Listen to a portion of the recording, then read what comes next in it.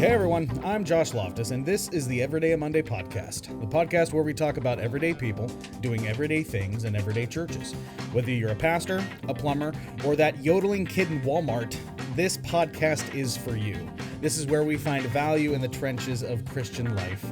Welcome to Everyday Monday.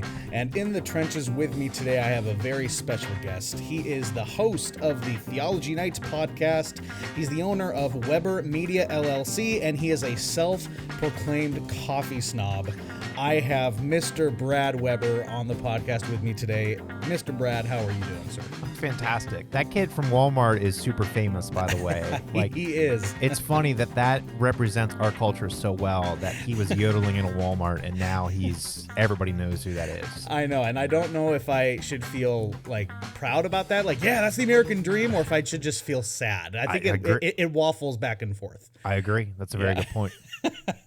Well, Brad, before we get going into stuff here, man, start talking about church stuff, I got a question for you. And so on your Facebook profile, you label yourself, I wasn't kidding, you are a self-proclaimed coffee snob. I am. And I need to know, as someone who doesn't drink coffee, but is the husband of a coffee snob, I need to know for you, what defines a coffee snob? Where's the line from thinking Folgers is the greatest thing you've ever drank to outsourcing your own paper filters for pour-overs, right? So I'm at that where point. Is that? Actually, no, it's not a joke. So I'll try to. Right. Coffee is like a hobby of mine, so I'll try to be as concise as I can. Let's go. For it. About 3 years ago, there was a local shop in our town. Branch Street Coffee Roasters is the name. Mm-hmm. My wife and I started going there, and then it became an obsession to the point of the owner came to our wedding, and that we have we know everybody at the shop. And so it was through that shop that I really started to learn about coffee, and I became passionate about it. So I would say that when you are buying distilled water and adding minerals to the water in order to make your coffee, that's when you can classify yourself as a coffee aficionado. Wow. And there is a difference. I know that it might sound weird, but honestly, there is a difference. Water is the most important thing when it comes to making a cup of coffee. You can make bad coffee taste good if you have good water.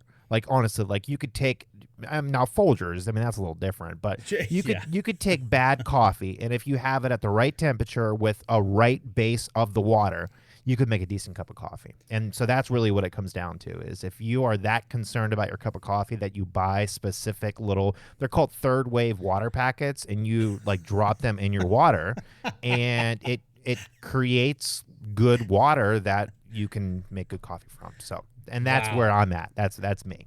Okay. Yeah, that's farther than I thought the line was. I'll be completely honest with you. Yeah, that's borderline obsessive. Yeah. Right there. Yeah. Well, and it kind of gives me, because it takes about 7 minutes if you make a pour over. So between heating up the water and then doing the actual process, it's kind of like a chance for me to just get away, and I could just slow my mind down. And I started doing it, and I really enjoyed it as, like I said, a small little hobby. And now it's just kind of grown, from there. Sure. Okay, so I take it you're not a pumpkin spice latte Starbucks guy, then, are you? I am not. I'm not a pumpkin spice guy. I'm not a Starbucks guy either. And right. That's a whole different story. But yeah, I'm not. I'm a black coffee guy. I like just regular black coffee. You like being able to taste the dirt. You're exactly right. I want to know what region. What region? What kind of dirt? What kind of fertilizer did they use for these beans? I think I can taste it. You got to pull the notes. The technical term is notes. So you want to make sure notes. Yes. You pull the note soil out. Yeah. Pull the note soil. It smells like horse. Yeah. Oh man, love it. Okay, well that is good to know. I have to up my coffee knowledge then before I can reach that level. So that's impressive, I have to say. Well, Brad, moving on here, man, just give us a little bit just about you. Tell us about yourself. Tell us about you, your family, kind of what you do for a living. It sounds like you kind of got a bunch of irons in the fire. Tell us just a little bit about you, man. Yeah, so I am an associate pastor of a small Southern Baptist church, and my wife and I have been married 3 years next month. All right. My wife just graduated from Liberty with her master's in counseling. I'm a student at Midwestern Baptist Theological Seminary. I'll have my MDiv sometime next year, probably fall of next year. We live in a small town just outside of Youngstown, Ohio, which is halfway between, it's basically in between Cleveland and Pittsburgh in Northeast Ohio. And my main thing really that I do, I do a bunch of main things. Pastoring, of course, is my, quote unquote day job. That's what I'm most passionate about is ministry, of course. But I have a small media agency where I do content creation, social media management, podcast videos, web and SEO. Those are things that is something that I'm really passionate about. It's been a hobby of mine. Technology is my thing. I've always been drawn to gadgets and the web and the internet and things like that. Now, are you an Apple guy or I'm are you not. a Microsoft guy? I'm a Microsoft guy. And Microsoft so, guy. Okay, that's all right. Yeah, That's all I'm an right. Android guy. I got really big. I worked for in the mid 2000s when BlackBerry was really big. I worked in the mobile industry then, and so I was obsessed with Blackberries. And then by the time that the iPhone came out, I was using Blackberries and Palm Trios and things like that.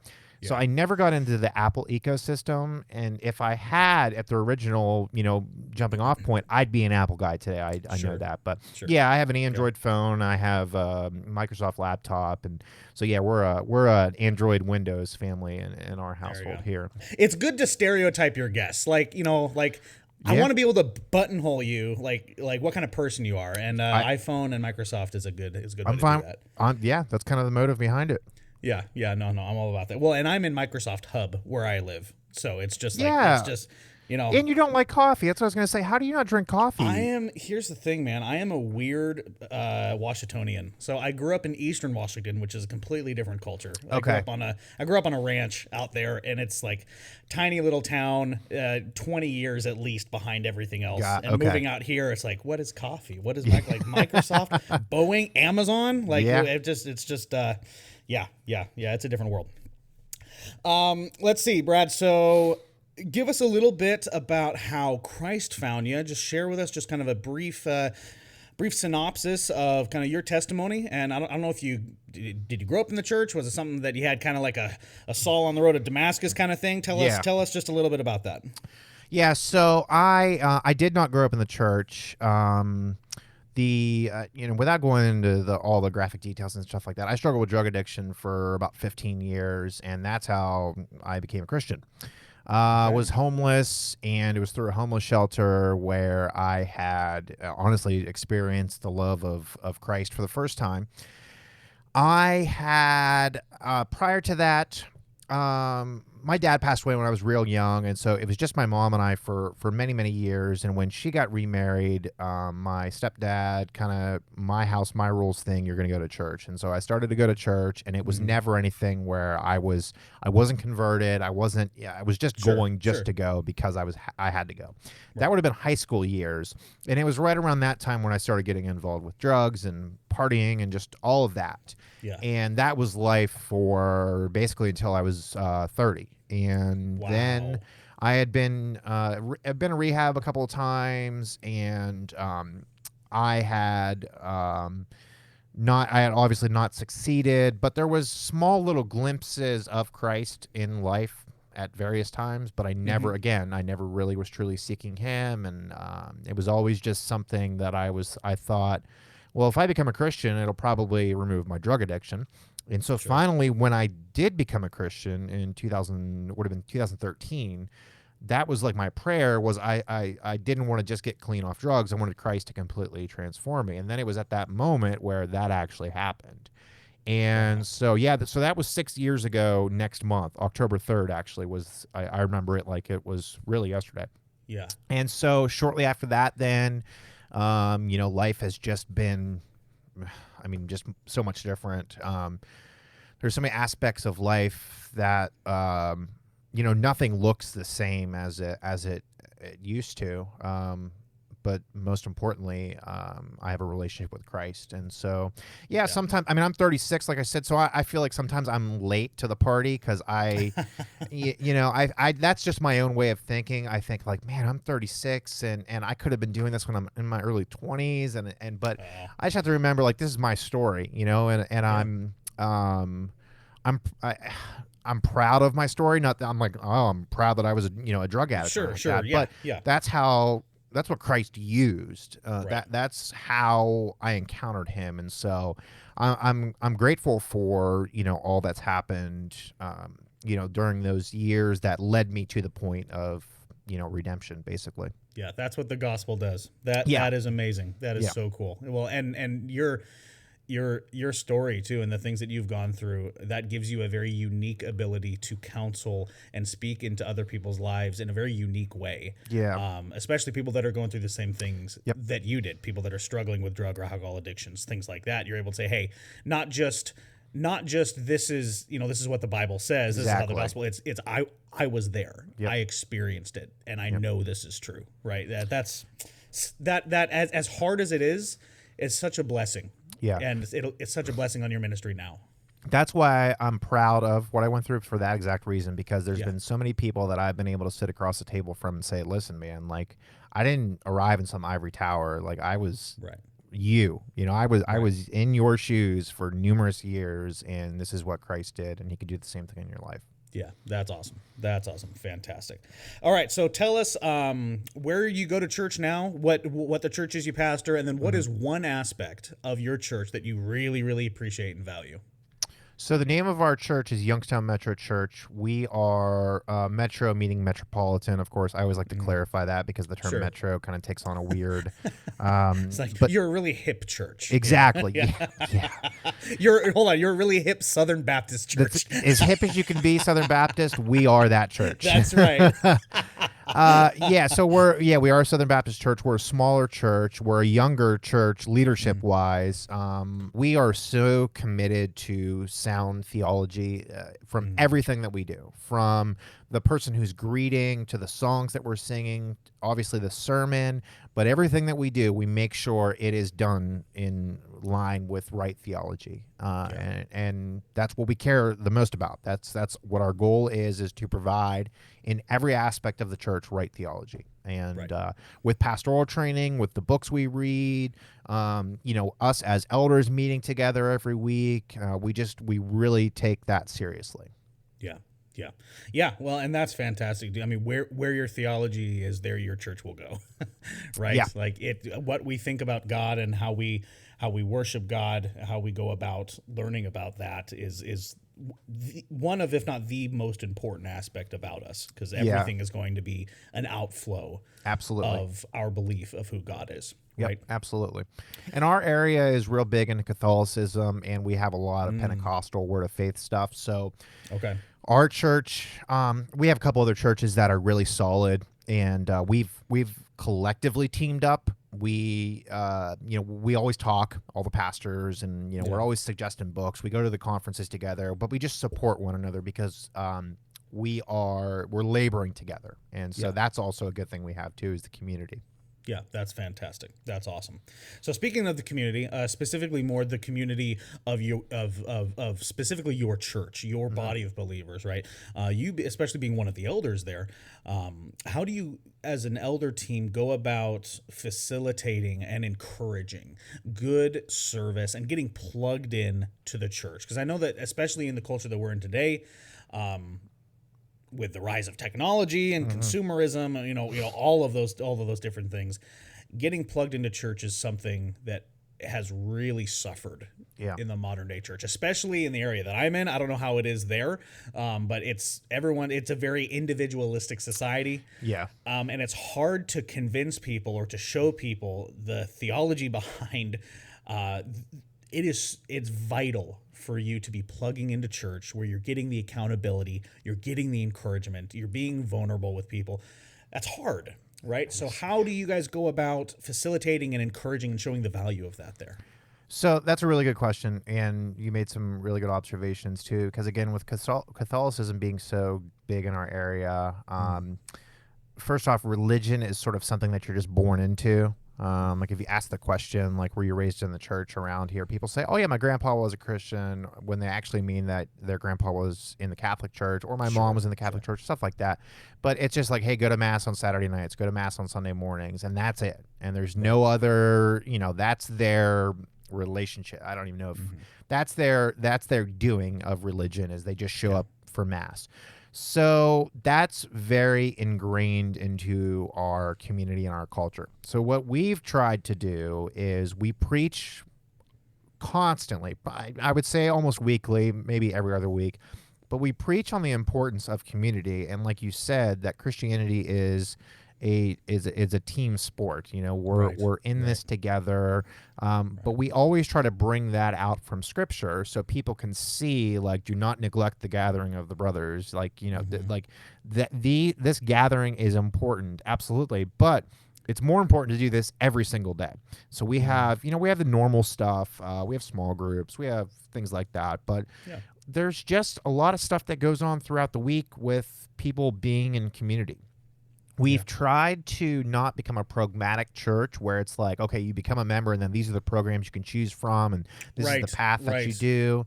Like, we have stuff like that, of course, but we are trying to, like, the pastors, for example, like, we're setting an example that, like, this is just our lives. We don't take off Christianity at Sundays at 1 p.m. and then put it back on Sunday mornings. There's just, like, we're just very out there. We're out involved in the community. People know us and things like that. So we're trying to set an example to the rest of the flock that, listen, this is not just a Sunday morning activity. This is something that is ingrained to who we are.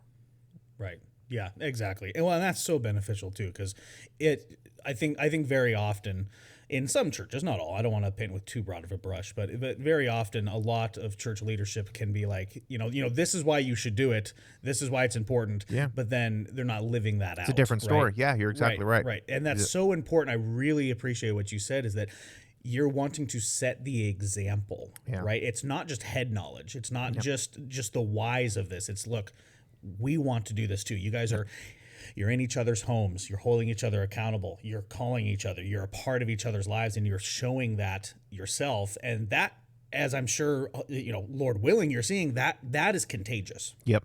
Right? So when people see it, they start doing it themselves. You're exactly right. A small example would be every Tuesday we meet as elders. We're working through a book together. We actually just finished it, but we were working through a book together. From 4 to 6 every Tuesday, we meet at a local cafe.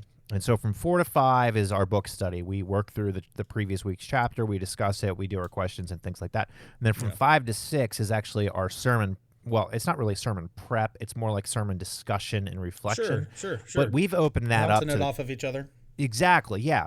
We've opened that up to the church, and so anybody who wants to come can come to that. And so, like, that small aspect is like, hey, listen, like, you're Joe congregation member, you want to see what goes on with preparation for a sermon. You have your act, you can do that. Like, it's not closed off. It's not like, leave me alone for 30 hours. I got to go prep my sermon. And that has helped also to show people that, like, listen, like, the pastors of your church are not set apart from you in the manner of, like, they're not accessible. Like, we are people just like you, and so we're going to do this together with you. We're not going to, like, separate the three of us from the rest of the flock. Like, we're together, Right. Mark Dever, I believe, he has a quote that says, like, if you're a shepherd and you don't smell like the sheep, something is wrong. Yeah, and that's exactly. That's what we try to live by, is, like, we want to be there with the flock. We want to be there with the sheep.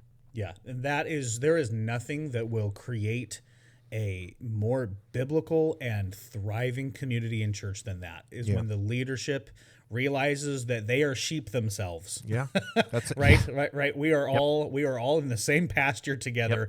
Christ is our shepherd, and that is fantastic. So, offshoot question: when you go to this cafe, Are you the guy that has to bring his own coffee stuff because you're such a coffee snob? Are you literally making, like, are you bringing a percolator set and setting it up at the coffee table? They give me hot water in the back. They knew who I am. No. Oh So my gosh, honestly, you have it on retainer. By don't forget the sulfur. He likes sulfur in his water. they're like, oh, here comes that guy again. By that point of the day, it's normally I'm on cup whatever of coffee. So, but I've kind of checked out my coffee snobbery by then. Okay, you're just like, I just need it. I don't care as long as it smells like it and it's brown. I'll drink it. Pretty much. But I also don't try to drink. So we meet at 4:00, and I don't try to drink caffeine much past 4:00. So maybe 1 out of every 4 times, I'll have a cup of coffee. Okay. Other times, I just sit there and judge everybody that they're drinking that horrible coffee at this point. Drinking that swill. Yeah, the common folk coffee, as I Please. call it. Yeah. How does the Folgers taste there, peasant? With my pinky out too. Yes, with your pinky out. Yes, yeah. I am as particular about my coffee as I am my theology. Yeah. I'm guilty. Yeah, that's of that. fair. That's fair. Well, you're wearing a shirt that's literally Particular Baptist 1689. Like, I love it. It's a conversation starter everywhere I go. Somebody will stop me.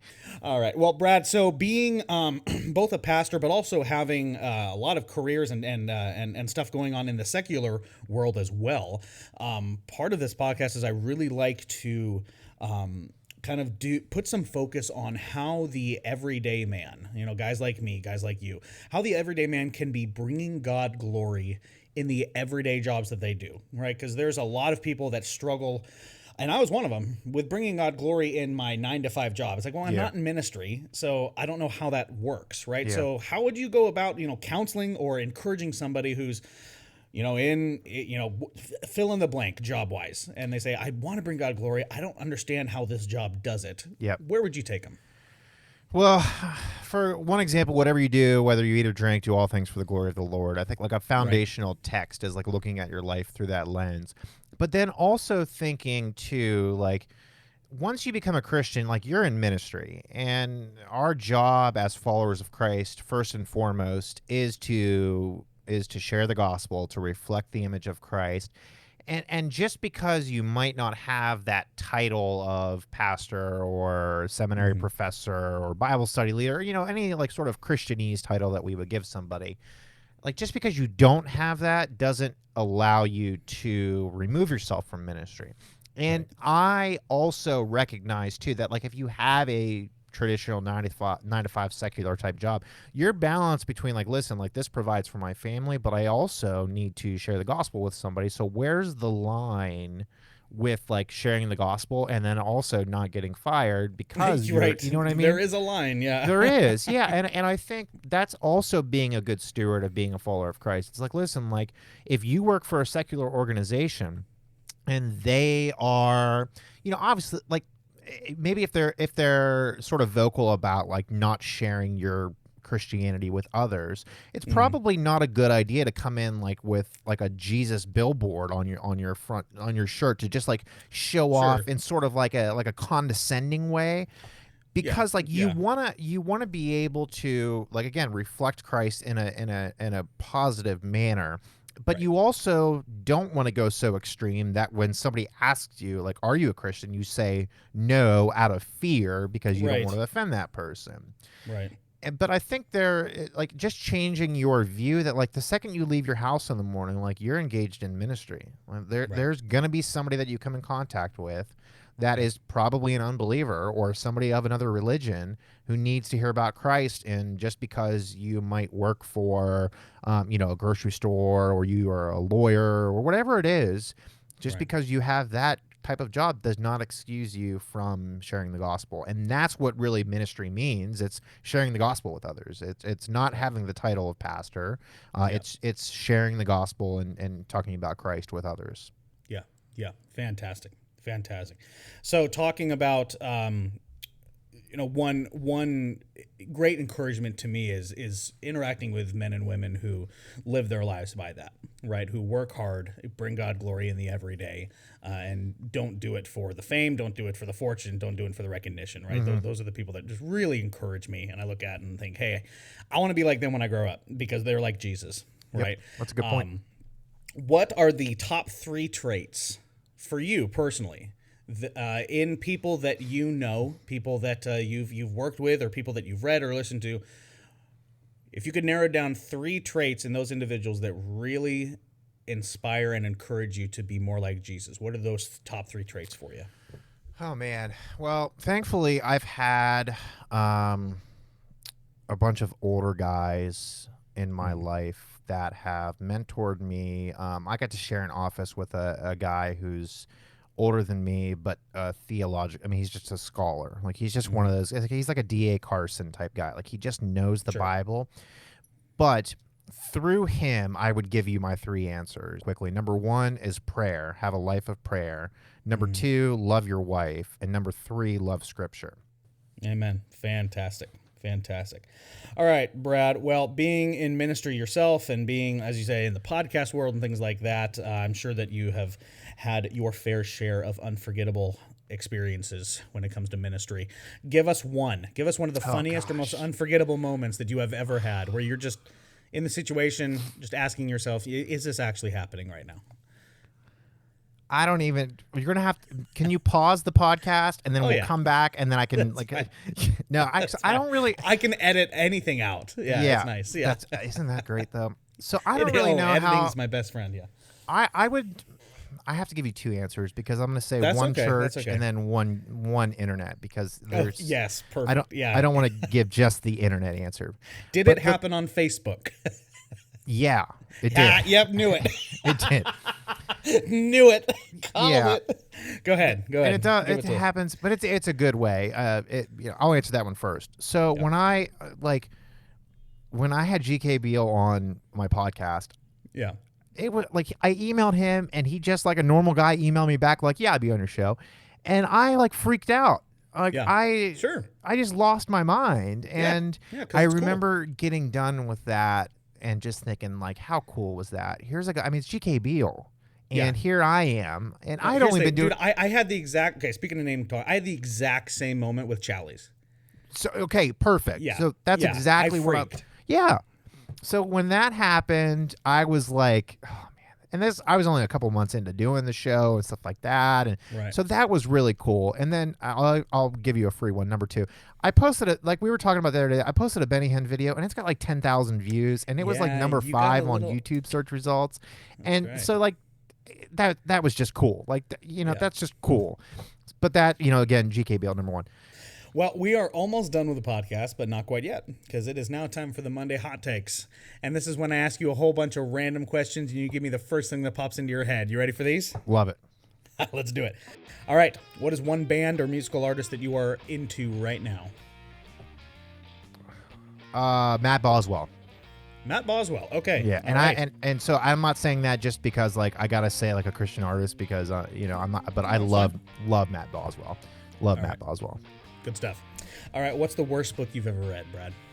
And I'll preface, you didn't have to finish it. Pick one book that was really bad. I don't even remember the author. A book called Tactics. It was an evangelism type book. That is probably one of my least favorite books. All right. I've got an interesting question for you here. I've gotten some funny answers on these ones, so we'll see what you say. But besides war and diplomacy, what would be the best way for countries to settle disputes? Coffee. Just sit down and have a cup of coffee. Okay. All right. I thought you were going who can make the best coffee. Oh, okay. There has to be some sort of like tension, kind of like contest kind of thing going on, right? Okay. All right. Yeah. So then maybe a game of dodgeball. Let's say dodgeball. Just whoever's the last one standing is the winner. Just a game of Soak'em. That's right. Yeah.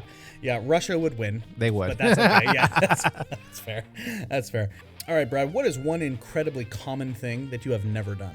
I'm not a manual labor guy. I'm just that's not me. I'm not Sure. a man's man. I'm a computer nerd and tech guy and stuff like that. Yeah. So I'd probably say common things. It would fall somewhere in there. Like Somewhere you would in there. ask a guy, like, "Have you done this before?" And it's Right. something, like they skinned Right. the Change bear the or oil in your something. car. I have never changed oil in my car. That's one thing. There we go. I've Boom, always we found it. I've taken it somewhere. Take it to Jiffy Lube. Exactly. That's right. Exactly. That's right. I would not. That's right. I'd open the hood, and then after that, wouldn't know what to do. Yeah. Just pour coffee over it. Just be healed. All right. What is the worst genre of music? Current country music. I love okay. 80s and 90s country music. Yeah. Current country music is the worst. All right. What do you resent paying for most?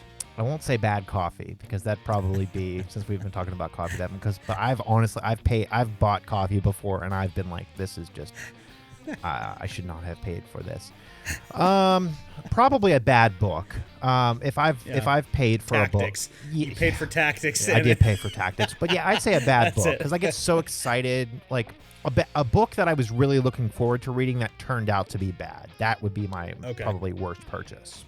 Got it. Awesome. That's just like it's heartbreaking when you get done with it, or if I even make and you're just like, I can't return it. Yeah. Because I hear you. All right. What fashion trend needs to be brought back? the mullet. Oh, everybody should business start in front, party in the back. Everybody should start growing mullets again. Yeah, baby. I love it. All right. Let's see. If you were a professional wrestler, Brad, what would your entrance theme song be?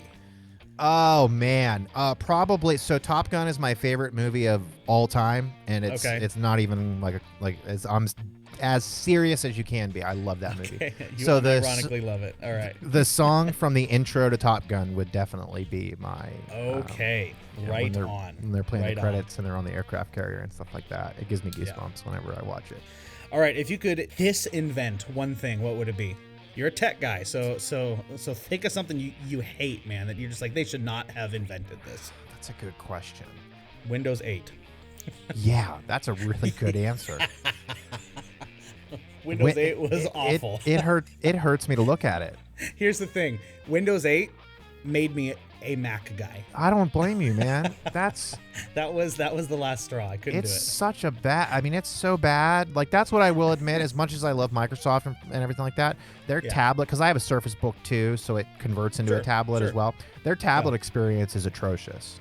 So like it's just not. You know what I mean? Like an iPad is far and above the best way to use a tablet, and I have an Android tablet, and it just doesn't. It's just But so Windows 8, man, that was so bad. I'm gonna say Windows 8. All right, what is something about current Christian culture that is annoying to you? Feelings over truthfulness of Scripture. Oh, especially when it comes to worship music. Like when people say this song makes me feel. That's like a defense that I get from a lot of people when I try to coach them on music and things like that. Yeah. And that it just hurts because that is so. Music inside Christianity is so large. It's tough to. So I would say that definitely. Alrighty. What is one of the craziest or most out of character things you have ever done? Besides being an addict for so many years, I'm sure this is a family. This is a family friendly. Sans that. Yeah, family friendly podcast. So, oh man, I'm a big weather guy though. And so putting myself in weird weather situations, like I'm the guy that's outside when the thunderstorm warning is going on, or there's a tornado warning, or that's my thing is weather. Yeah. And so I'd probably say, like, people look at me like when I tell them like I want to be the Jim Cantori who's on the coast at a Cat 5 hurricane, and they look at me like I'm crazy, but that's just like weather is a thing of mine. So I'd say something to deal with weather. Interesting. Very cool. All right. Favorite food, least favorite food? Favorite food. So if my wife and I are just picking a restaurant, we'll probably go Italian. She's Italian, and so in Youngstown. Hey, my wife's Italian too. There we go. Awesome. So we share some pain. I know not pain. Hey, between friends, yeah. Hey, yeah, that's right. Yeah. Youngstown's an Italian city, and so we have these small little Italian restaurants all over. So I would Italian is our favorite place. We have a couple little local shops that we just absolutely love. Least favorite food, if this makes sense, bad seafood, because I love seafood, and so when I like Red Lobster, for example, like they're a fake seafood place. They're you know what I mean? Like I've had good seafood. Yes, so that's right. All right, if you had to do karaoke, Brad, what would be your karaoke song? Okay, so you have to post the episode though. I'm a Taylor Swift fan, and so now yes. Now let me say too. Let me preface this because I know people are going to hear that and they're going to go, but Taylor Swift is gone. So I'm not as much of a fan of new Taylor Swift as I am old Taylor Swift, and so Taylor Swift was bad country though. See, that's the thing. I know, but so I just like my wife. She when we were first that was one of the things that I shared with her when we were first dating and stuff like that. And that's right. That was your moment. Like, I'm gonna see if she really loves me. I'm gonna like it's all or nothing at this point. I'm going all in. I like Taylor Swift. She said that was not a problem. But I catch myself singing the song. So yeah, if I was doing karaoke, it would be an old Taylor Swift song. Old Taylor Swift song. Well, I can't think of a better place to end the podcast than right there. Me either. You heard it here first, folks. Brad Weber, Taylor Swift fan. I love it. Brad, before we get out of here, rolling out the red carpet for you, my friend. Tell the listeners where they can go to listen, read, watch you. Go for it. Thank you. Appreciate that. Yeah, so our home is theologynights.com, and then you can get to our Twitter page, Facebook page, YouTube page. Our biggest platform is Facebook, facebook.com/theologynights. And then our live shows every Tuesday night, 7:30 p.m. Eastern Time. We broadcast through Facebook and through YouTube, but then we also pull the audio, and the audio is available as a podcast on all platforms, Spotify, iTunes, Google Podcasts, whatever you use. Just search Theology Nights. But yeah, that's where we're at. All right, everyone go over there, subscribe, listen, and download Theology Nights wherever you get your podcasts. And also, if you guys are listening, if you're new or old, you see some really cool podcast art on your phones or on your computers. At least, hopefully, it's uploaded by now. That is from the friend of the podcast, friend of mine, Mr. Paul Cox from RefTunes. Fantastic dude, fantastic ministry. If you have not checked out RefTunes, go check them out, reftunes.com. He's on Facebook, he's on Instagram, he's on Twitter, reftunes.com. He's got some 2019 calendars that he's putting out right now that are amazing. You all need to go check out RefTunes and give him a like and follow and buy his stuff. Well, Mr. Brad, we have come to the end. Thank you so much for being on the podcast with me, man. I really appreciate it. Thank you so much. It's truly an honor. Awesome. Fantastic. Well, looking forward to next time. And everyone, you know what you can do. You can head on over to iTunes, give us a raving review and a 5-star rating if you do not mind. Subscribe to this podcast on iTunes, Google Music, YouTube, Spotify, Stitcher, wherever you get your podcasts. We are there. Head on over to facebook.com/everydayamondaypodcast, Instagram @everydayamondaypod. Thank you all for joining us in the trenches today, and we will catch you on the next ep of Every Day a Monday.